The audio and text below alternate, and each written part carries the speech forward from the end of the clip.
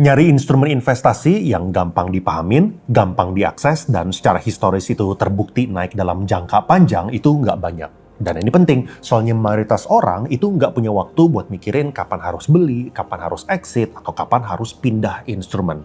Soalnya banyak instrumen dan produk investasi yang sekali turun, harganya itu udah nggak balik-balik lagi. Makanya di video kali ini, gue bakalan deep dive tentang emas. Mungkin belakangan kalian juga sering lihat FYP-nya Andrew sama Juan ya. Mereka belakangan juga lagi aktif berbisnis di emas. Gue bakal bahas fundamental emas, sejarahnya emas, kenapa emas itu berharga, dan gue juga bakal datengin salah satu gold mining site terbesar di Indonesia. Dan buat gue ini seru, soalnya dulu waktu gue pertama kali merintis di bidang properti, gue sering banget datengin proyek-proyek dan juga pabrik-pabrik. Gue sempat datengin pabrik keramik Mulia, pabriknya Toto, pabrik lampu dan elektronik kayak misalnya Lelco, dan dari situ gue juga jadinya bisa ngertiin industri gue lebih dalam, dan gue bisa ngambil keputusan-keputusan yang lebih matang. Jadi gue berharap kesempatan gue buat datengin tambang emas ini, gue juga bisa share ke kalian, supaya kita bisa belajar tentang emas secara holistik. Bukan cuma sejarah emasnya aja, dan juga kungfu paling cuan buat beli emas, tapi juga cara emas itu diekstrak. Let's go!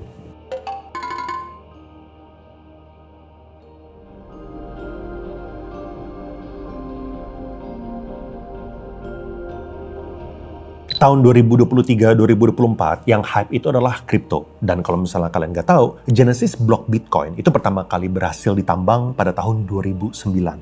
Kalau misalnya saham, sistem perdagangan saham modern pertama itu biasanya dikaitkan dengan Amsterdam pada tahun 1600-an lewat Dutch East India Company. Kalau misalnya emas, ceritanya ini jauh lebih panjang. Bukti arkeologis itu menunjukkan manusia itu udah nambang emas sejak sekitar 6.000 tahun yang lalu. Emas itu unik. Orang investasi di emas biasanya bukan gara-gara mau cepet kaya atau mau cari multi-bagger, tapi mereka takut mata uang kertas itu kehilangan daya beli. Emas itu nggak produktif kayak saham, nggak ngasih imbal hasil kayak obligasi, dan nggak bisa dikonsumsi kayak minyak. Tapi emas dipercaya sebagai safe haven. Walaupun perannya ini juga terus berevolusi ya, dari 4000 sampai 1200 sebelum Masehi, emas itu dilihat sebagai benda sakral dan lambang kekuasaan di peradaban kuno seperti Mesir dan Mesopotamia. Lalu dari tahun 3000 sampai 700 sebelum Masehi, emas berubah jadi penyimpan kekayaan kaum elit. Raja, bangsawan, dan kalangan berpengaruh. Ini gara-gara emas itu langka, indah, dan tahan lama. Lalu kita masuk ke era coinage. Dari sekitar 700 sebelum Masehi sampai 1800-an, emas itu mulai dipakai untuk transaksi dalam bentuk koin yang distandarisasi. Bayangin ini kayak uang yang sekarang, tapi koinnya itu benar-benar terbuat dari emas. Walaupun tentu di zaman itu ada logam lainnya juga, kayak misalnya perak dan juga perunggu. Lalu masuk ke era gold-backed monetary system, di mana uang kertas itu dikaitkan dan bisa dikonversi ke emas. Sampai akhirnya Presiden Richard Nixon itu memutus hubungan resmi dolar dengan emas pada tahun 1971. Sejak itu emas masuk ke fase yang modern, bukan lagi uang resmi, tapi sebagai reserve asset dan alat lindung nilai atau safe haven saat krisis. Sejak lepas dari anchor Bretton Woods pada tahun 1971 sampai tahun 2026, return nominal emas itu ada di kisaran 9% per tahun. Dan gelombang kenaikan terbaru yang super agresif itu dimulai sejak tahun 2023, saat harga emas itu naik dari kisaran $1.800 per ounce ke sekitar $4.800 per ounce. Kenapa belakangan ini emas naiknya segitu kencangnya? Ini ada beberapa faktor ya. Yang pertama itu dolar Amerika selama puluhan tahun terakhir itu selalu dilihat sebagai reserve currency dunia sekaligus safe haven. Tapi gara-gara ada kekhawatiran atas cara Amerika ngelola geopolitik, penggunaan sanksi, dan juga utang Amerika yang semakin besar, banyak negara mulai mendiversifikasi cadangan mereka. Jadi bukan berarti dolar itu langsung ditinggalin ya, tapi ketergantungan penuh terhadap dolar itu mulai dipertanyakan. Dan salah satu aset yang diuntungkan dari tren itu adalah emas. Ini kelihatan dari data bank sentral yang terus ngeborong emas. Dan berbeda dengan US dollar yang statusnya sebagai reserve currency dominan itu baru benar-benar kuat sejak akhir Perang Dunia Kedua alias sekitar 80-an tahun, sejarah emas itu udah sampai 6.000 tahun. Dan emas juga netral, soalnya nggak ada satu negara pun yang bisa ngedikte kebijakan emas, kayak misalnya mereka mengatur mata uangnya sendiri. Dan kalau misalnya kita lihat sejarah, mata uang dominan dunia itu juga berganti-ganti. Misalnya dari kota dagang Italia, kayak misalnya Venetian ducat, ke Spanish dollar, ke Dutch guilder, British pound sterling, dan akhirnya sekarang US dollar. Jadi negara dominan itu bisa berganti-ganti, superpower itu bisa berganti-ganti, mata uang dominan itu juga bisa berganti-ganti, tapi emas itu tetap bertahan. Saat ini, institusi keuangan global kayak Morgan Stanley, Deutsche Bank, Goldman Sachs, dan UBS, mereka masih bullish terhadap harga emas. Mereka pasang target di kisaran 5.000 sampai 6.000-an dolar di tahun 2026. Artinya, konsensus di kalangan banyak institusi gede ini masih ngeliat potential upside untuk emas. Nah, sekarang pertanyaannya, apa aja sih cara buat kita beli emas?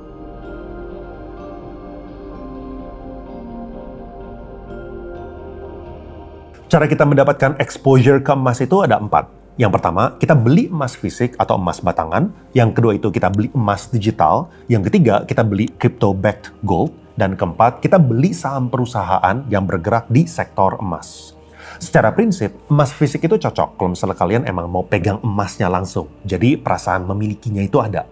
Tapi kekurangannya, spread antara jual belinya itu biasanya jauh lebih tinggi, pajaknya itu pajak progresif, dan kalian juga harus mikirin penyimpanan dan keamanannya itu sendiri. Emas digital dan crypto-backed gold itu cocok kalau misalnya kalian mau nyicil beli emas dengan modal kecil, spread yang lebih tipis, dan kalian nggak mau ribet nyimpan emas fisik. Tapi kelemahannya, emas digital dan crypto-backed gold kita itu harus percaya pada pihak lain yang menyimpan atau menerbitkan produk itu. Misalnya, kalau misalnya untuk crypto-backed gold, itu berarti kita harus percaya sama perusahaan kayak Tether atau Paxos. Bahwa emas kalian itu benar-benar di backing 1:1. Tapi dari segi perpajakan, antara dua ini ada perbedaan ya. Kalau misalnya emas digital itu pajak progresif, kalau misalnya crypto-backed gold itu pajaknya pajak final, pajaknya kripto lah. Gimana dengan saham perusahaan emas? Saham emas itu cocok buat kalian yang paham cara ngebaca fundamental sebuah perusahaan. Soalnya upside-nya itu bisa lebih tinggi dibandingkan kenaikan harga emas, tapi ini juga jadi downside-nya. Kalau misalnya kalian nggak ngerti cara menilai sebuah saham, cuannya itu bahkan bisa kalah dibandingkan kalian beli emas langsung. Intinya, korelasi pergerakan harganya itu jadinya bisa lebih tinggi atau bisa lebih rendah dibandingkan kenaikan harga emas. Kalau misalnya kita ngomongin dari segi pajak, pajaknya ini juga final ya, kayak jual beli saham pada umumnya lah. Dan kalau misalnya kalian ngikutin Overpost dari dulu, kalian tahu bahwa gue itu suka sama saham peremas-emasan. Intinya kalau misalnya kita beli saham, kita ini bukan cuma beli harga emas, tapi kita juga beli kualitas manajemen, eksekusi operasional, biaya, izin, dan umur cadangan. Jadi untuk menilai potensi perusahaan emas, kita harus tahu apa yang bikin perusahaan itu benar-benar bisa cuan. Kalau misalnya kita simplifikasi, fundamental perusahaan tambang emas itu ditentukan oleh 3 variabel. Yang pertama, itu harga emasnya. Nomor 2, itu biaya produksinya yang biasanya itu dilihat lewat AISC alias All-in Sustaining Cost. Lalu nomor 3, itu umur tambangnya alias cadangannya itu masih cukup buat berapa lama. Jadinya kalau misalnya harga emas itu naik, pendapatan mereka itu artinya ikutan naik. Kalau misalnya operasionalnya itu efisien, marginnya itu makin tebal. Dan kalau misalnya cadangannya itu panjang, berarti runway bisnisnya ini juga masih panjang. Misalnya kalau sebuah perusahaan itu produksi 100.000 ounce per tahun, tapi cadangannya itu cuma 500.000 ounce, berarti kira-kira dalam waktu 5 tahun cadangannya itu habis. Tapi kalau misalnya cadangannya itu 5 juta ounce, artinya umur bisnisnya ini masih jauh lebih panjang. Kelihatannya simpel, tapi di balik angka-angka itu ada proses operasional tambang emas yang super kompleks. Dan di balik laporan keuangan bakal jauh lebih kebayang kalau misalnya kita survei langsung tambang emas terbesar di Indonesia. Maka dari itu kita bakal langsung terbang ke Gorontalo buat ngeliatin tambang grupnya Merdeka supaya kita bisa langsung lihat operasionalnya dan juga ngobrol sama manajemen di sana. Let's go!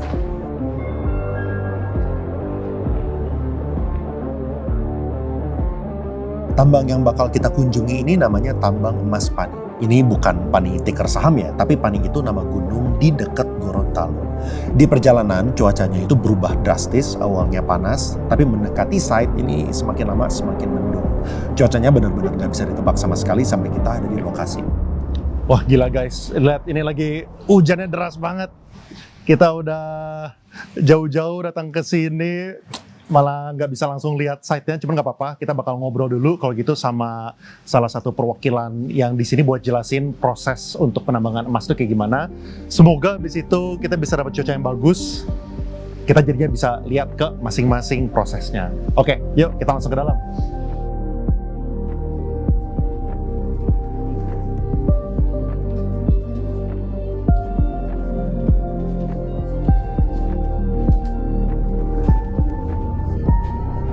Hari ini gue ngobrol-ngobrol dulu sama Pak Irwan. Beliau adalah Deputy GM Operations. Ya, gampangnya kalau misalnya buat teman-teman itu kayak wakil ketuanya buat mining site di sinilah. Jadi minta izin Pak Irwan supaya kita belajar sama-sama tentang kita pengen kasih unjuk teman-teman tuh on site kalau misalnya mining operations buat emas itu kayak gimana. Boleh sharing nggak Pak sederhananya, steps-nya itu apa aja? Baik Pak Leon, dalam penambangan emas, kita bicara emas saja ya kan. Dalam prosesnya itu ada 4. Pertama tahap eksplorasi, ya kemudian tahap penambangan, mining, kemudian tahap preparasi dan processing. Ya, jadi ada 4 tahap utama. Gitu. Boleh mungkin secara brief masing-masing step itu maksudnya apa sih Pak? Eksplorasi itu apa?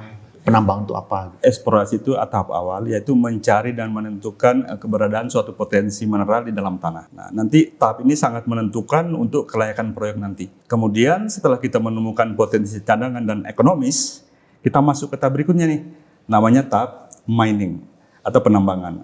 Dalam proses penambangan ini kita mulai dari kegiatan pemboran untuk persiapan peledakan, kemudian peledakan itu sendiri, kemudian pemuatan, pengangkutan, sampai dikirim untuk persiapan proses berikutnya. Nah, tahap di mining ini dilakukan dengan sangat terencana, mulai dari perencanaan tambang, kemudian semua dikontrol pada kegiatan penambangan sehingga semuanya berjalan dengan aman dan lancar tentunya. Tahap ketiga adalah ore preparasi. Nah, batuan yang kita ambil dari mining tadi masih dalam bentuk bongkahan besar hasil peledakan. Di proses yang ketiga ini kita akan menghancurkan batuan tersebut menjadi lebih kecil dan menjadi halus sehingga siap untuk dilakukan pada proses berikutnya, itu processing. Oke. Nah, processing ini yang terakhir adalah ini proses untuk mengekstrak emas dari batuan yang kita tambang tadi dengan proses kimia sehingga menghasilkan produk emas dalam bentuk bullion yang ada di sini. Kemudian ada proses pemurnian dan nantinya akan siap untuk dipasarkan. Nah, proses dari eksplorasi sampai ke processing di PAINI ini terintegrasi dalam satu sistem di site seperti itu. Total luas area di sini berapa Pak? Baik, untuk total area yang ada di sini sekitar 14.500 hektar. Oke. Iya. Terus cara kita mengquantify ada berapa emas di sini tuh kayak gimana Pak? Pakai ton kah, ounce kah atau kayak gimana? Ya, kalau untuk emas kita menggunakan satuan ounces. Pakai ounce. Iya. Oke. Berarti dari 14.500 ini ada berapa emas kira-kira ounce gitu? Baik. Seperti yang saya katakan di awal tadi, kita ada sekitar 14.500 hektar ya konsesi kita. Kita yang sudah melakukan eksplorasi itu baru sekitar 130 hektar dari 14.500 hektar. Dan dari 130 hektar yang telah kita lakukan eksplorasi, kita mendapatkan resource sebesar 7 juta ounces.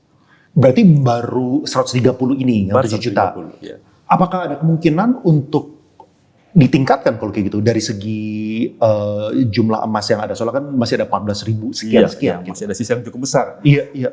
Nah, kita memang tetap melakukan kegiatan eksplorasi. Jadi dari 14.500-an hektar itu kita baru melakukan eksplorasi detail di 130 hektar itu, kita masih mempunyai area yang cukup luas untuk melakukan eksplorasi yang bisa menambah cadangan kita dan bisa menambah umur tambang. 7 juta aja sudah cukup besar itu untuk skala tambang emas ya. Jadi masih berpotensi untuk menambah di luar wilayah 130 hektar tadi. Oke. Iya. Emang sekarang produksinya itu bisa berapa? Kalau misalnya 7 juta itu yang ada, setiap tahun tuh bisa ekstrak berapa? Nanti kita rencana untuk tahun 2026, Pak Leon, kita merencanakan produksi emas itu sebesar 115.000 ounces. Ya, nanti secara tahunan ini akan meningkat terus dan kita akan dapat peaknya untuk 1 tahun kita akan memproduksi sekitar 500.000 sampai 550.000 ounces dan ini cukup besar untuk tambang emas. Gitu. Oke. Cara ningkatin produksi itu kayak gimana? Kita ada 3 tahap. Yang pertama adalah leach pad, yaitu processing dengan membangun suatu area dengan memasang liner. Kemudian kita tumpuk di satu lokasi, kemudian kita melakukan penyiraman dengan menggunakan cyanida. Nah, untuk proses ini itu cocok untuk mineral yang kadar rendah. Namun recovery yang tidak setinggi dengan CIL. Nah, tahap berikutnya adalah meningkatkan kapasitas. Kita sudah menginvestasi untuk membeli alat untuk tambang, baik dari hauler maupun loader, sehingga kita bisa meningkatkan kapasitas produksi. Yang terakhir adalah CIL. CIL adalah proses bisa mengekstrak emas dengan recovery yang lebih optimal. Dan ini bisa meningkatkan produksi gold kita. Oke. Paling setelah ini saya minta izin, kita udah dapat gambaran big picture kayak gimana. Saya minta izin untuk lihatin satu persatu Pak. Jadi yang pertama dari exploration, habis itu penambangan, persiapan, dan processing. Udah mulai ingat. 4. Thank you banget Pak. Terima kasih Pak Irwan. Ya. Oke, sekarang gue udah sampai di tempat namanya itu exploration. Jadi exploration ini kebagi jadi 2. Ya, ini area namanya itu core shed, dan ada di sebelah itu ada laboratoriumnya mereka. Dan di core shed ini dan di exploration ini tujuannya adalah buat nyari lokasi mana yang ada emas. Ya, jadi mereka di sini ada banyak banget potongan-potongan batu-batu untuk kita cari tahu yang mana ada emas, dan kalau misalnya ada emas baru mereka melakukan penambangan. Kira-kira kayak gitu gambarannya. Jadi ini step satunya nih di seluruh mining activity, soalnya mereka butuh tahu dulu mana yang ada emas baru mereka lakukan proses selanjutnya.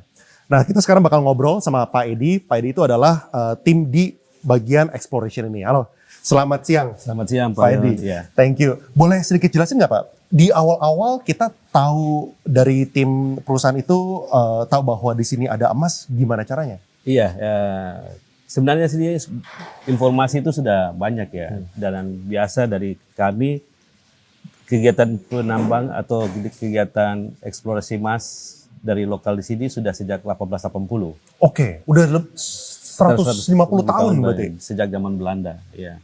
Oh, berarti orang Belanda udah di sini Sudah, sebenarnya? ya. Mereka sudah mulai melakukan semacam KUD dan sudah mulai melakukan kegiatan eksplorasi emas di sini. Terus mereka lanjutin terus? Iya, mereka lanjut dengan mungkin perusahaan-perusahaan internasional masuk dari tahun 1990-an, kemudian nanti lanjut dengan Merdeka tahun 2022. Oke. Terus proses untuk kita cari tahu yang mana yang ada emas sama yang enggak itu caranya kayak gimana? Biasa ada beberapa tahap di eksplorasi. Awalnya kita harus mengadakan studi literatur, mengadakan reconnaissance, kemudian kita lanjut dengan kalau lokasinya bagus pemboran, dan pemboran itu ada beberapa tahap juga, pemboran awal, detail, dan lanjutan untuk estimasi. Oke, berarti intinya kita lakukan sampling dulu. Kalau misalnya samplingnya bagus, baru kita bakal bor lebih detail untuk lebih memastikan. Iya. Ada nggak Pak sampel yang paling bagus di sini? Contohnya kayak gimana sih? Sampel yang paling bagus ya biasa di sini ya Pak. Ini di sini tipenya agak sedikit beda dari yang lain karena cuma hanya berfraktur. Walaupun berfraktur, tetap ada emasnya. Jadi yang kalau yang ini sudah ada, walaupun fraktur-fraktur kecil ini, fraktur sulfit ini sudah ada emasnya. Dan kalau lebih bagus lagi, kalau intens seperti Brexia, sudah grade-nya sudah bisa lebih dari 20, bisa kadang bisa lebih sampai 250 ya. 250 itu apa? Maksudnya gram per ton. Gram per ton. Ya, gram per ton batu seperti ini. Iya. Oke. Oh, berarti kalau misalnya yang justru ada warna berbeda-beda kayak gini, ini yang paling bagus justru. Karena ada bercampur dengan sulfida. Oke, ya kadar emasnya paling tinggi lah kalau kayak gitu ya. Dan kita juga sudah punya papan kamus yang menunjukkan bahwa bisa kelihatan emasnya nggak sih Pak? Kalau di pan itu ada kelihatan emasnya. Ya. Oke. Jadi ini mulai dari bagian luar sampai ke bagian yang bagus di sini. Yang bagian ini yang berarti yang paling luar. Iya, di sini. Dari batu bagian luarnya. Bagian luar dari mineralisasi masuk sampai sini. Dan ini yang ada emasnya yang biasa di atas 200 ya, karena sudah visible gold-nya sudah kelihatan. 200 berarti 200 gram per ton. 200 gram per ton, ya. Oh ya, dari sini guys. Jadi kalian sebenarnya bisa, gue nggak tahu ya kamera bisa lihat atau enggak. Tapi kalau misalnya kalian kayak gini, itu bisa kelihatan emasnya. Mungkin coba. Ini batu mahal guys ini. Ya berarti ini ada beberapa sampel dari yang paling rendah sampai ke gram per tonnya sampai yang paling tinggi di sini. Ya. Tadi sebelum saya kesini kan saya juga sempat ngobrol sama Pak Irwan. Nah kata beliau total luas area di sini kan adalah sekitar 14 ribuan hektar. Habis itu yang udah dilakukan penambangan itu sekitar 130 hektar. Pengertian saya kira-kira seperti itu. Nah di luar dari 130 hektar berarti kan masih ada 14 ribuan hektar itu yang belum dilakukan aktivitas penambangan. Nah kira-kira potensi emasnya itu apakah udah kelihatan ciri-ciri khasnya? Apakah ada emasnya atau enggak atau kayak gimana? Iya, potensinya banyak sekali di sini ya. itu 130 hektar masih kecil aja itu Pak. Jadi 14 ribuan hektar itu masih ada beberapa potensi-potensi yang dikembangkan. Bahkan sampai di sini tipe mineralisasinya banyak. Di atas yang epithermal, di bawah ada cadangan porfiri juga. Jadi masih banyak yang bisa dikembangkan di sini. Ya. Oke, masih banyak dikembangkan. Terus udah ada kelihatan bahwa ada potensi untuk bertambah. Reserve emasnya. Bertambah, gitu ya. Setelah di tahap ini, cara kita mengaksesnya kayak gimana Pak? Biasa kalau ada sampel dari lapangan kita, atau baik dari pemetaan atau pengambilan surface dan drilling, kita akan logging di sini dan pemotongan, dan kemudian kita kirim datanya ke lab. Tapi di kita sendiri punya mini lab yang bisa melakukan identifikasi ya. Contohnya di sana nanti Anda lihat. Coba kita ke sana sekarang. Oke, sekarang ini kita udah sampai di mana nih Pak? Di lab mini eksplorasi. Lab mini eksplorasi. Oke, tujuannya, objektif yang kita pengen cari itu apa? Dari sampel, dari permukaan maupun dari drilling kita. Contoh seperti ini Pak, sampel seperti ini ya. Kita akan mengecek di mana kira-kira ada tanda-tanda akumulasi emas yang bisa kita kembangkan. Jadi lebih detail ke tempat-tempat yang memungkinkan ada jebakan emas. Oke, berarti kita pengen nyari tanda-tanda. Kalau misalnya ada sebuah tanda yang positif, berarti kita pengen perdalam karena di situ ada potensi, ada emasnya kira-kira. Terus di sini ada mesin-mesin lain juga ya Pak? Jadi di sini LIPS, ada XRF, semua itu membantu untuk menjelaskan tanda-tandanya di mana yang bisa kita follow up. Iya, berarti setelah dari sini baru kita detailkan lagi di laboratorium. Ya. Thank you so much Pak. Terima kasih. Ya. Pak Kemi, thank you Pak udah mau edukasi ke teman-teman ya, untuk tahap lab ini kayak gimana. Jadi saya tadi barusan dari Coreshed, pengen tahu kalau misalnya objektif di lab ini apa ya? Oke, jadi di sini ada dua aktivitas utama yang dilakukan di laboratorium sini. Yang pertama itu adalah assay. Assay itu adalah uji analisis dari sampel-sampel dari seluruh proses yang kita punya di sini. Itu objektifnya ada dua. Yang pertama, kita tahu ada apa saja di sampel itu, kandungan-kandungan apa saja. Yang kedua adalah ada berapa kandungannya di situ. Nah, dari situ nanti akan dipakai untuk menentukan parameter-parameter atau keputusan-keputusan lainnya itu. Itu aktivitas pertama. Aktivitas kedua itu adalah metallurgi lab. Metallurgi lab itu adalah lab simulasi atau lab rekayasa proses di situ. Jadi objektifnya di situ adalah untuk menjawab pertanyaan bagaimana cara kita mengekstraksi misalnya emas apa, karena di sini tambang emas, misalnya bagaimana kita mau mengekstrak emas dengan metode apa, parameternya seperti apa. Nah, di situ lab untuk mensimulasikan prosesnya gitu. Jadi, berarti kan di tahap setelah ini kan ada beberapa tahap lain. Setelah penambangan, habis itu ada misalnya heap leach gitu, misalnya ada tahap seterusnya. Dan juga ADR misalnya. Berarti itu untuk tahu temperaturnya berapa, tambahin chemical apa gitu ya? Betul. Jadi nantinya di output dari metalurgi itu kita jadi tahu parameter-parameter proses yang optimal seperti apa. Misalnya tadi disebutin temperatur berapa atau kadar cyanidanya harus berapa, ukuran ornya harus berapa dan sebagainya gitu. Berarti tujuan untuk itu ya, untuk supaya mereka bisa tahu isinya ada apa dan berapa banyak, lalu cara penambangan yang terbaik itu kayak gimana.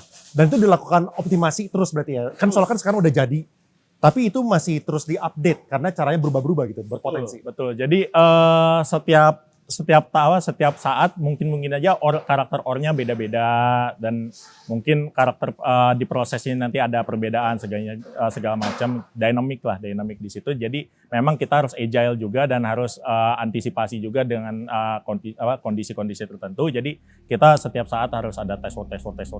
Lalu bisa komunikasi ke lapangan kalau misalnya ada saran untuk perubahan gitu ya. Oke, terus boleh nggak sih dari saya ngelihat hasil akhir dari ini? Apakah bentuknya itu kayak gimana? Oh ya, kita lihat ya. Oke.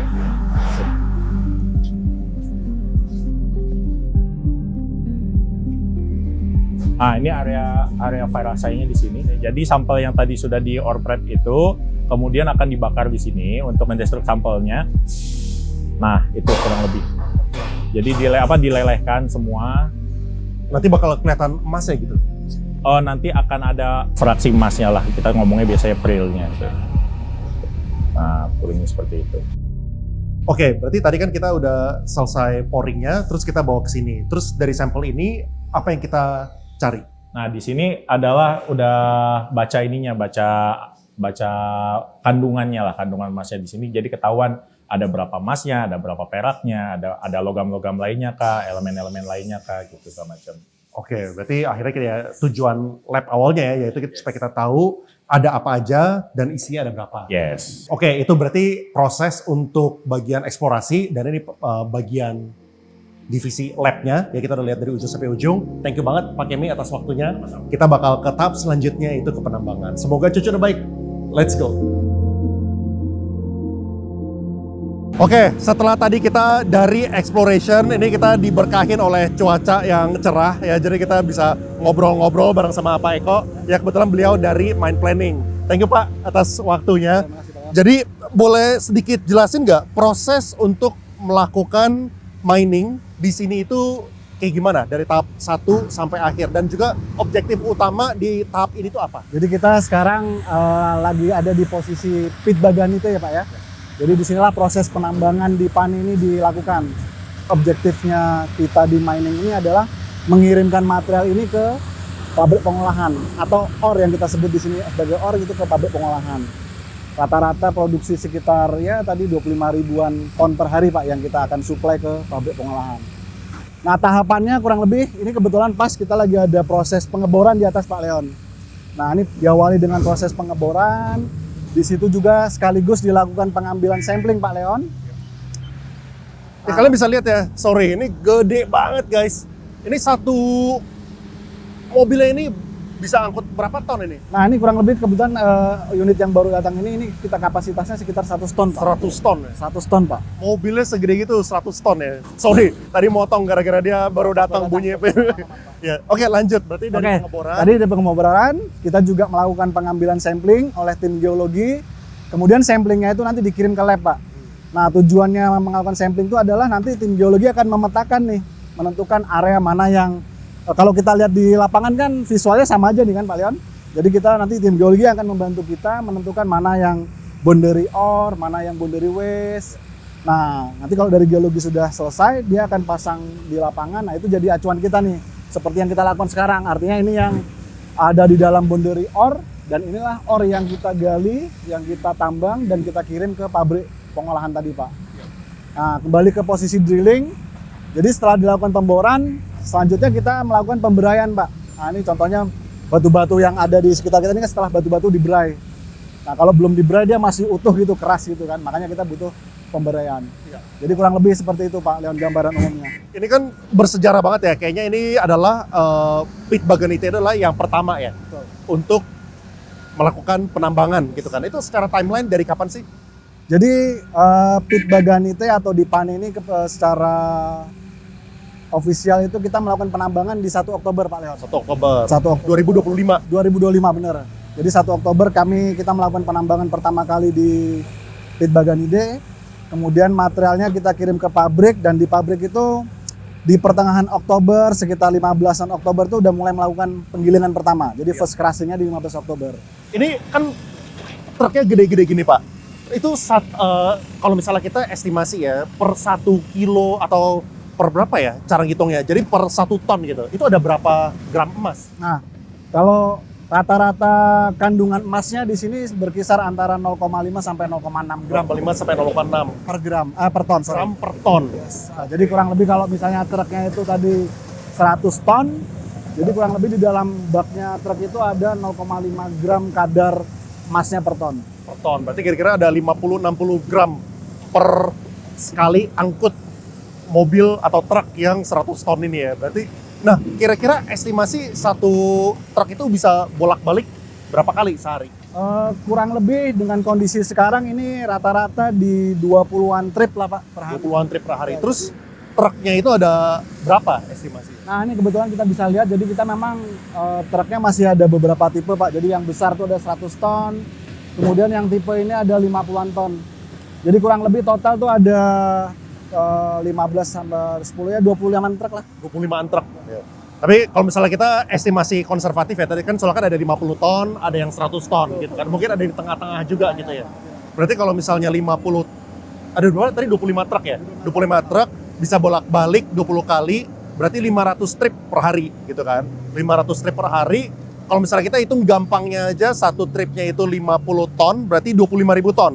500 kali 50 sama 25.000. 25.000 kita kali 0,6 per ton berarti sekitar 15.000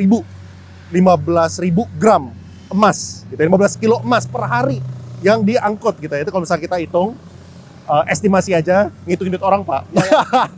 Terus 15.000 gram itu berarti kalau misalnya kita ya pakai 3 juta aja ya, 45 M per hari guys, berarti operations di pit Baganite itu. Ya, jadi proses tadi ya, kita dari pengeboran sampai kita akhirnya hauling ke bawah, kira-kira prosesnya kayak gitu.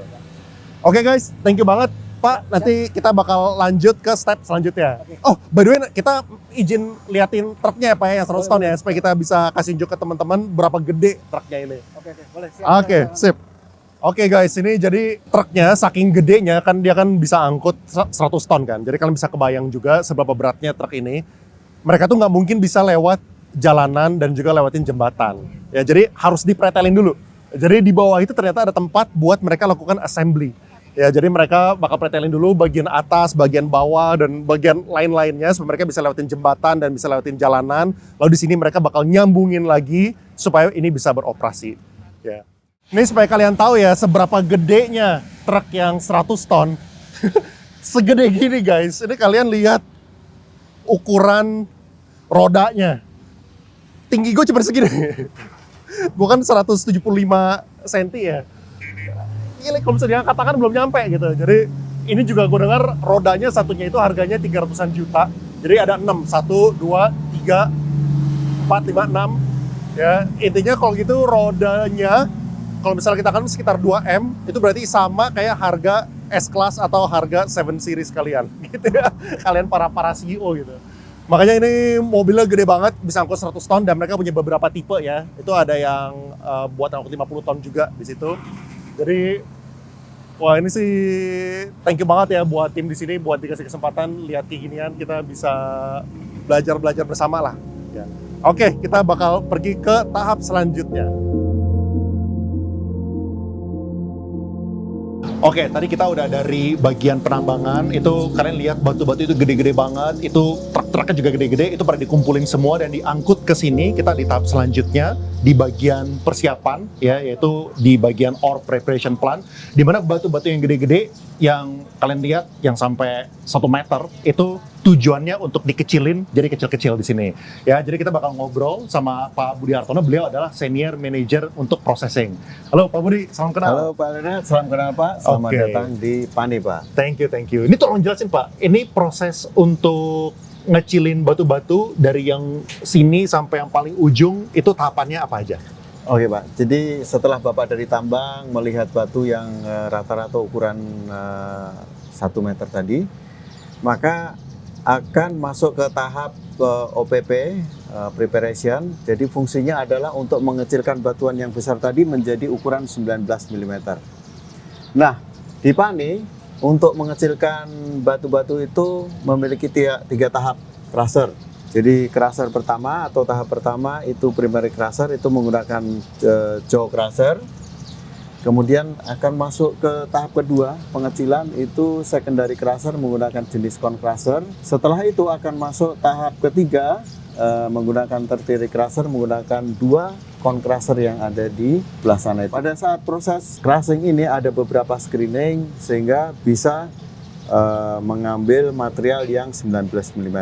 Sebelum dikumpulkan material 19 mm ke fine ore bin atau box pengumpul, maka akan ditambahkan kapur atau lime. Fungsinya adalah untuk menaikkan pH saat kita proses irigasi. Karena pH kita itu membutuhkan di atas 10, sehingga kapur harus ditambahkan sesuai dengan ukuran dari perhitungan metalurgis. Setelah ditambahkan kapur, kemudian batuan menjadi 19 mm, maka akan dikumpulkan pada fine ore bin atau kotak pengumpul. Dari kotak pengumpul atau fine ore bin itu nanti akan diangkut, ditumpahkan ke truk. Kita punya 2 jenis truk, sekitar 40 ton sama 60 ton. Dari truk itu akan diangkut menuju heap leach pad.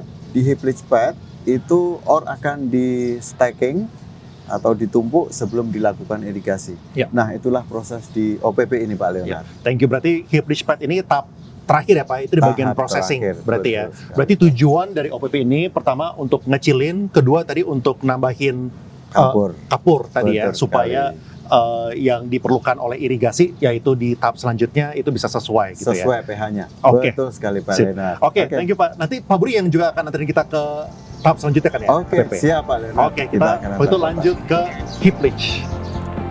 Setelah dari ore preparation, kita sekarang ke tahap terakhir, yaitu processing. Selama di perjalanan, Pak Budi menjelaskan bahwa heap leach ini step pertama dari 3 tahapan yang ada di dalam processing. Kita udah masuk ke tahap terakhir, processing. Pak. Oke, selamat Oke. datang Pak. Thank you. Di processing ini ada apa nih? Oke, Pak Leonard, saat ini kita berdiri di atas heap leach pad. Jadi heap leach pad facility fungsinya adalah untuk menumpuk ore sebelum dilakukan irigasi. Tadi kan Bapak sudah ke atas melihat OPP. Ya. Di OPP itu proses crushing untuk menggerus batuan yang besar sekali itu menjadi batuan yang kecil-kecil seperti Bapak lihat. Jadi batuan yang digerus tadi atau di crushing tadi akan diangkut oleh truk, itu truknya kelihatan di sana. Batuan yang di dalam truk itu maka akan di-stack di heap leach pad ini. Setelah di-stack, ditumpuk, maka dia akan diratakan dalam level tertentu. Setelah dia rata menjadi level tertentu, maka akan diirigasi menggunakan larutan sianida. Nanti kalau dilihat ini jaringan pipa sebagai contoh yang ada di B2.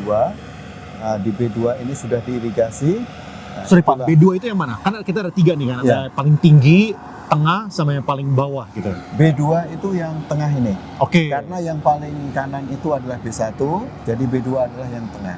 Oke, yang paling atas itu B3. Yang paling atas itu adalah B3. Oke. Betul sekali. Oke, berarti yang pertama dilakukan adalah itu ya tanah yang tadi udah di crush Ya. itu di dumping di situ ya, Didumping, di stacking di ya. heap leach pad ini, Ya. kemudian diratakan. Kalau diratakan, sediratakan akan menjadi seperti yang kayak B2 itu. Seperti B2 ini. Ada irigasinya. Kemudian kita lakukan pemasangan fasilitas irigasi dengan Ya. pipa-pipa. Nah, setelah tertata dengan rapi, maka kita akan irigasi dengan solusi cyanide tadi. Outputnya apa? Setelah udah dilakukan irigasi, outputnya itu seperti apa? Bakal jadi solusi gitu berarti ya? Ya, betul sekali. Jadi output dari heap leach pad itu nanti akan ada 3 kategori. Satu, yang kadarnya tinggi, kemudian kadar menengah, kemudian kadar yang terendah.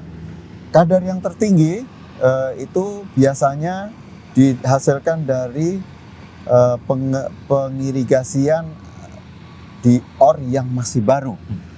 Kira-kira sekitar seminggu, 2 minggu, atau sampai 3 minggu, maka kadarnya tinggi. Nah, kadar yang tinggi itu akan dikumpulkan ke PLS. Kemudian nanti kadar yang lebih rendah itu akan masuk ke ILS. Nanti untuk yang kadar paling rendah, misalnya di daerah yang terbuka, tidak ada kandungan emasnya lagi, tetapi karena hujan seperti ini, solusi airnya itu akan disimpan di stormwater pond yang ada di sana. Oke. Berarti heap leach ini adalah step 1 di bagian processing. Sekarang kita bakal pindah ke step seterusnya. Oke. Mari kita pindah. Oke. Oke, tadi kita udah dari heap leach. Sekarang kita sisa beberapa tahap lagi sampai kita ujung-ujungnya dapat ke duitnya, yaitu di apa? Gold apa? Gold bar. Gold bar atau gold dore. Atau gold dore. Ya, sisa berapa tahap lagi sampai kita ke tahap duit gold bar? Oke, Pak Leon. Jadi setelah kita dari heap leach tadi, maka kita akan masuk ke tahap proses absorption disruption, itu ada di ADR. Kemudian setelah itu kita akan masuk ke dalam proses di dalam cold room untuk melakukan peleburan emas perak menjadi batangan dore tersebut. Oke. Nah, jadi saat ini kita ada di ADR, kita ada di dalam control room ADR yang berfungsi untuk mengontrol keseluruhan aktivitas pabrik. Setelah tadi kita dari kolam pengumpul solusi emas, maka kolam solusi emas itu akan dipompakan ke ADR yang terdiri dari 2 train CIC atau carbon in column yang di dalamnya ada karbon. Maka solusi emas itu akan diserap oleh karbon. Setelah emas itu menyerap karbon dengan konsentrasi yang cukup tinggi, maka karbon itu akan ditransfer atau dimasukkan ke proses berikutnya, yaitu proses elution. Di situ sebelum elution maka akan dilakukan acid wash. Tapi pada dasarnya di dalam proses elution itu adalah merubah lagi dari emas yang terserap atau terkonsentrasi di dalam karbon, dia akan dilarutkan lagi menjadi solusi. Nah, solusinya itu akan memiliki kadar yang jauh lebih tinggi dari solusi yang ada di kolam pengumpul tadi. Nah, setelah solusi dengan kadar yang tinggi itu terlepaskan atau dikumpulkan di dalam suatu tangki, maka akan dipompakan ke gold room. Di dalam gold room itu akan ada proses pengambilan emas dari solusi menjadi padatan lagi. Itu dalam bentuk serbuk isinya emas dan perak. Serbuk emas dan perak yang diperoleh dari proses katoda anoda tadi dikeringkan. Setelah itu dia akan dilakukan peleburan. Nah, di dalam peleburan itu nanti dicetak menjadi emas batangan yang tercampur dengan perak yang kita sebut dore atau bullion. Ya. Seperti itulah prosesnya. Oke, punya beberapa pertanyaan. Kalau misalnya kita ngomongin ADR, tapi secara kesimpulan, ADR itu berarti untuk ningkatin persentase emas yang ada di solusi, gitu ya. Betul. Dia pertama kali masuk, dia persentase emasnya sedikit lebih rendah, Iya. lalu waktu dia keluar itu lebih tinggi. Betul Itu kira-kira sekali. proses ADR, Iya, gitu seperti kan. itulah. Terus setelah ADR baru masuk ke gold room. Gold room, Nah, betul. gold room ini tadi kan kita ngomongin gold bar atau Iya. dore gitu kan. Iya. Apakah itu sama dengan apa yang orang umum itu ngelihat di Antam emas batangan gitu? Hasil jadi kayak gitu maksudnya? Oh, itu sangat berbeda sekali Pak Leon. Jadi dore kita itu memiliki kadar yang cukup bervariasi berdasarkan dari kadar batuan itu. Kalau kita ngomongin emas di Antam kan kadarnya 99,9 karat begitu ya, berarti emasnya murni. Tapi kalau dore kebetulan di proses awal kita beroperasi PANI ini memiliki kadar sekitar 30-40%.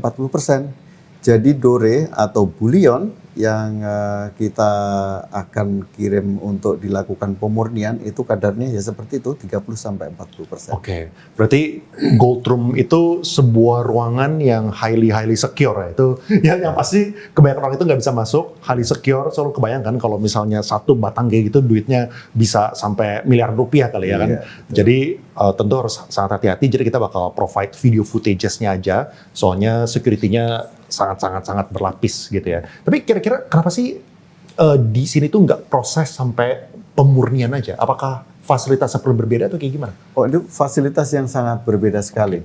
Jadi memang bisnisnya dari TANI ini terutama memang tidak melakukan pemurnian yang sampai tahap menjadi murni seperti itu.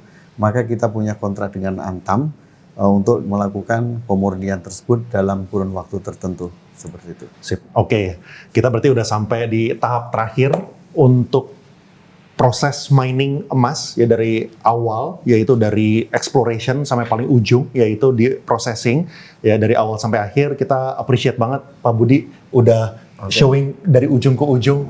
Appreciate your time. Oke, Thank you terima atas kasih, penjelasannya. Pak. Oke. Setelah tahu cara emas diproduksi, sekarang kita ke sisi saham dan fundamentalnya. Gue dapat kesempatan buat ngobrol sama Presiden Direktur Emas, Pak Boyke, supaya pelajarin apa strategi emas ke depannya. Pertama-tama thank you Pak Boyke atas waktunya dan juga kesempatan supaya saya bisa ngundang teman-teman di sini, nggak tahu berapa, 50.000, 100.000 orang ikutan nonton dan ikutan belajar tentang mining site operations di sini. Iya, terima kasih sudah sempat ke site kita ya. Tentunya perjalanan yang jauh ini semoga menyenangkan dan yang utamanya semoga nyaman selama perjalanan. Iya, saya punya beberapa pertanyaan nih Pak. Kan kalau misalnya kita ngomongin fundamental sebuah perusahaan, pasti kan ada beberapa matriks. Misalnya matriks pertama adalah omset. Kalau misalnya kita ngomongin omset, tentunya itu dari berapa sih yang di mine setiap tahunnya, berapa ounce gitu kan. Tapi salah satu matriks lagi itu juga tentang margin dan juga efisiensi perusahaan. Kalau misalnya kita ngomongin AISC all-in sustaining cost-nya secara global, yang saya Google research itu kira-kira $1.600 gitu. Boleh share nggak sih Pak, kalau misalnya yang di sini, itu tuh comparison-nya kayak gimana ke benchmark global? Ini yang membuat kita bangga ya, adalah bahwa kita saat ini mengoperasikan satu perusahaan tambang ya, dengan all-in sustaining cost-nya lebih rendah daripada global benchmark. Saat ini AX kita berkisar 1.300 US sampai dengan 1.450 US dollar. Ya, dan itu terus terang aja menjadi kebanggaan kita semua untuk terus mempertahankan all-in sustaining cost, ya, tidak terlepas daripada alasan satu, ya, karakteristik daripada geologi kita sendiri, ya. Kita mengoperasikan satu tambang di Gunung Pani ini yang mana batuan mengandung emasnya itu di permukaan, ya, near surface, sehingga ya untuk menggali overburden-nya atau OB-nya tidaklah terlalu banyak. Nah, itu otomatis memberikan efisiensi di cost untuk meremove atau menggali overburden-nya sendiri, OB-nya itu sendiri. Kedua, skala produksi kita. Saat ini produksi kita 8 juta ton ore yang bertahap sampai dengan 2026 itu menjadi 10 juta ton. Itu dari satu proses, yaitu heap leach. Nah, saat ini kita sedang membangun proses berikutnya, yaitu CIL, carbon leach. Ya, proses CIL ini diketahui lebih efisien untuk menyerap emasnya dari batuan itu sendiri. Ya, nah itu kita targetkan akan beroperasi 2028 akhir dengan kapasitas 12 juta ounce. Kalau di-combine operation ini antara heap leach dan CIL itu akan membuat operation ini per tahunnya ya beroperasi dengan kapasitas 22 juta ton ore. Ya, dengan kapasitas yang sedemikian besarnya, cost efisiensinya pasti akan jauh lebih terlihat. Fixed cost-nya kan sama. Ya, sehingga kita harapkan kita akan mengoperasikan satu tambang nantinya dengan all-in sustaining cost-nya yang cukup rendah, ya, sehingga menjadikan tambang ini nantinya ya akan beroperasi salah satu tambang dengan AX-nya yang rendah di dunia ini. Pertanyaan kedua yang saya pengen tanya itu mengenai indeks. Indeks kan kemarin emas masuk ke GDXJ. Ya. Itu ya pasti kalau misalnya investor ngikutin gitu kan. Ya. Dan salah satu yang saya juga baca itu juga mengenai dual listing di Hong Kong. Ya. Itu boleh share nggak sih Pak sekarang progresnya sampai mana dan juga tujuannya itu buat apa? Ya, ya kita tanggal 20 Maret 2026 ini ya sudah mencatatkan diri resmi ya menyampaikan pengajuan permohonan pencatatan ke Bursa Efek Hong Kong, Hong Kong Exchange Market ya. Nah, ini akan menjadikan perusahaan kita ini satu-satunya di Indonesia ya mining company yang dual listing di Bursa Efek Indonesia dan juga di Bursa Efek Hong Kong. Ya, target kita ya tentu ya yang pertama dan utama adalah memperluas akses perseroan kepada investor internasional. Itu target utama kita, sehingga likuiditas dari perdagangan sahamnya itu menjadi semakin meningkat karena investor internasional juga bisa masuk akses entah melalui Hong Kong Exchange maupun melalui Bursa Efek Indonesia. Kemudian ini juga memberikan fleksibilitas untuk pendanaan kita, ya, dengan masuk ke market yang sudah mature macam kayak Hong Kong Stock Exchange ini. Terus terang aja ini market impian karena ini market mature di dunia ini yang market mature nggak banyak, ya, sehingga kita bisa mendapatkan fleksibilitas dalam akses pendanaan ke kita. Yang utama juga adalah kita mau menguatkan profiling kita sebagai perusahaan mining di Indonesia di mata internasional, ya, bahwa ya ini ada perusahaan mining di Indonesia dengan reputasi internasional, Buktinya masuk dan diterima di Hong Kong Exchange ini, ya. Kita juga mengharapkan dengan kita nantinya juga listed di Hong Kong Exchange, kita memperluas daripada basis pemegang saham kita. Bukan hanya investor di Indonesia, tapi juga investor dunia nantinya.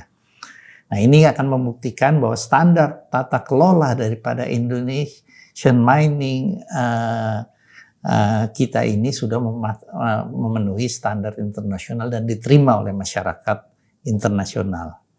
Jadi strategi jangka panjang sekali lagi kita akan memberikan yang terbaik di perusahaan untuk bisa diterima dan diakui oleh dunia internasional. Boleh sedikit tanya nggak ya Pak Boyka, di sini udah berapa lama ya di Grup Merdeka? Kalau di Grup Merdeka saya sudah lebih dari 10 tahun. Oke, 10 tahun. Ya. Nah, saya boleh tanya ini nggak ya, kayak sejarahnya. Tadi kan saya juga ngobrol sama salah satu timnya Bapak yang waktu di exploration dengan Pak Edi. Kata beliau, sejarahnya mining site ini itu udah dari tahun 1880. Katanya sekitar segituan lah gitu. Boleh sedikit sharing nggak sih Pak, perjalanannya kan kalau nggak salah Grup Merdeka baru akuisisi area ini kan 3-4 tahun yang lalu lah kira-kira gitu. Nah, pengen tahu kenapa sih baru dimulai sekarang gitu. Soalnya kan logika saya kok bisa ada gap segitu lamanya gitu. Kenapa nggak dimulai dari kemarin-kemarin gitu dengan Grup Merdeka atau grup sebelum-sebelumnya. Nah, kalau bicara sejarah pasti menarik ini ya. Pani sendiri dalam bahasa Gorontalo artinya emas. Jadi gunung Pani, gunung emas. Dan pihak Belanda itu sendiri sudah tahu. Dari 200 tahun yang lalu tuh pihak Belanda udah tahu. Bahwa di situ, di Gunung Pani, di Gorontalo itu, dulu kan zaman Belanda itu gubernur jenderalnya ada di Gorontalo. Gubernur jenderal Belanda itu sudah melakukan eksplorasi. Itu terbukti dengan banyaknya sertifikat-sertifikat eksplorasi yang dikeluarkan oleh pemerintah Belanda di daerah situ. Dulu dikenal namanya daerahnya Paguat. Ya, yang sekarang dikenal dengan Pani itu masuk dalam wilayah yang namanya Paguat. Jadi Belanda sudah melakukan eksplorasi dari waktu itu, 200 tahun yang lalu. Kemudian mereka juga melakukan mungkin penambangan skala kecil pada waktu itu ya, karena teknologinya juga sederhana ya. Tapi memang secara historis Pani itu ya emas itu. Nah, itu terus berkembang, berganti perusahaan sampai akhirnya Merdeka masuk. Merdeka masuk itu sebenarnya udah lama juga ya. Dimulai dengan akuisisi dari satu unit usaha pemilik IUP, pemilik izin pertambangan, kemudian berkembang dengan melakukan konsolidasi dengan pemilik kontrak karya yang lebih besar lagi. Nah, itulah yang dimulai dengan proyek Pani untuk Merdeka ini, ya. Jadi konsolidasi daripada dua entitas pertambangan, pemilik IUP dan juga pemilik kontrak karya itu yang bisa membesarkan seperti saat ini, ya. Buktinya apa? Dengan masuknya Merdeka, dengan eksplorasi yang berkelanjutan masif oleh Merdeka ini, membuktikan cadangannya sendiri ya meningkat pesat. Dari hanya 1,2 juta ounce di tahun 2023, ya saat ini kita sudah announce menjadi 5,2 juta ounce cadangan dari sumber daya yang 7 juta ounce itu.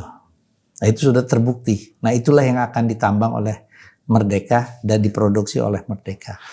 Kemudian juga dengan teknologi yang saat ini sehingga memungkinkan yang tadi saya sebutkan ada teknologi pengolahan dengan heap leach dan juga yang dilanjutkan dengan nanti CIL yang ini membuat produksi menjadi besar dan juga efisien. Ya. Boleh sedikit kasih konteks nggak sih Pak? Kalau misalnya tadi kita ngomongin 5 juta, 7 juta, itu kalau misalnya kita ngomongin Indonesia, itu secara ukuran itu kayak gimana? Kalau secara ukuran tambang emas Pani ini ya akan menjadi tambang emas primer terbesar di bumi bagian selatan. Jadi bukan hanya di Indonesia terbesar, tapi di bumi bagian selatan. Ya, tambang emas primer. Artinya produk utamanya hanya emas dan selebihnya adalah perak. Ya, itu kira-kira ukurannya seperti itu. Menariknya kayak gini. Kan soalnya kan waktu saya ngobrol juga yang operations yang dilakukan itu kan sekitar 130 hektar. Sedangkan kan site-nya itu ada 14 ribuan hektar gitu kan. Apakah berarti ada potensial untuk bertambah cadangan emasnya? Sangat. Sangat. Kita melakukan produksi saat ini tidak mengesampingkan kegiatan eksplorasi kita. Bahkan anggaran untuk eksplorasi kita tahun ini pun cukup besar. Ya, dan juga tahun-tahun berikutnya, karena sustainability daripada perusahaan tambang itu tergantung dari kegiatan eksplorasinya. Ya, jadi kita fokus ke eksplorasi sebagai bagian terpenting daripada kegiatan di Merdeka Group ini. Selain ya tentunya produksi, ya kita juga terus melakukan eksplorasi. Jadi potensinya sangat besar. Ya, kita baru saja menyelesaikan eksplorasi di daerah yang namanya Kolokoa, yang nggak berapa jauh dari Gunung Pani, dan itu potensinya juga cukup besar, dan kita akan terus melakukan eksplorasi ke daerah-daerah sekitar kita itu. Apakah itu udah ketahuan ada potensial yang tadi baru dieksplorasi itu, yang Kolokoa itu? Simpelnya, di Gunung Pani ini, ya dari 200 tahun yang lalu sudah dilakukan eksplorasi. Jadi data itu is there. Ya. Tinggal keakuratan dari data-data Belanda itu yang kita sekarang lanjutkan dengan eksplorasi lebih rapat lagi, ya lubang bornya lebih rapat lagi untuk membuktikan bahwa cadangan emas itu lebih akurat lagi datanya. Saya boleh ini nggak Pak? Tadi kan Bapak kan sempat bilang Belanda itu bahkan ada sertifikatnya yang sejarah gitu kan. Kalau misalnya boleh nanti saya pengen buat curiosity sendiri aja sih. Tapi kalau misalnya curiosity sendiri biasanya saya pakai alasannya buat edukasi, buat teman-teman. Pengen lihat kayak gimana contohnya gitu. Sertifikat itu sudah sekarang bisa dilihat ya. Nanti saya akan share, dan sertifikat itu jelas-jelas tahunnya, bulannya, ya. Januari 1898 diterbitkan di Amsterdam, diberikan ke perusahaan Belanda pada waktu itu, ya, sebagai perusahaan yang melakukan eksplorasi. Jadi 200 tahun eksplorasi di sana. Iya. Mungkin pertanyaan saya terakhir ini kan tadi kan udah segitu lamanya kan. Kenapa sih perusahaan sebelumnya kan udah melakukan eksplorasi dan mereka udah tahu bahwa itu ada emasnya. Kenapa mereka tidak melakukan penambangan gitu? Ya memang perusahaan yang saya tahu pertama kali melakukan eksplorasi setelah zaman Belanda ini ada perusahaan besar di dunia. Ya buat mereka cadangan pada waktu yang mereka temukan tahun 70-an pada waktu itu dianggap terlalu kecil untuk size operation perusahaan besar semacam itu. Akhirnya berpindah tangan kegiatan eksplorasinya sampai akhirnya Merdeka, yang dengan tujuan untuk mengembangkan usahanya, maka Merdekalah yang melakukan eksplorasi sampai dengan produksi seperti saat ini. Sip, itu aja Pak Boyke. Thank you banget atas jawabannya. Ini semoga membantu buat teman-teman yang pengen belajar tentang emas dan juga belajar tentang fundamental perusahaan yang di belakang penambangan emas dan ternyata yang terbesar di selatan bumi. Di bumi bagian selatan. Di bumi bagian selatan. Thank you banget Pak Boyke. Thank you ya. Thank you.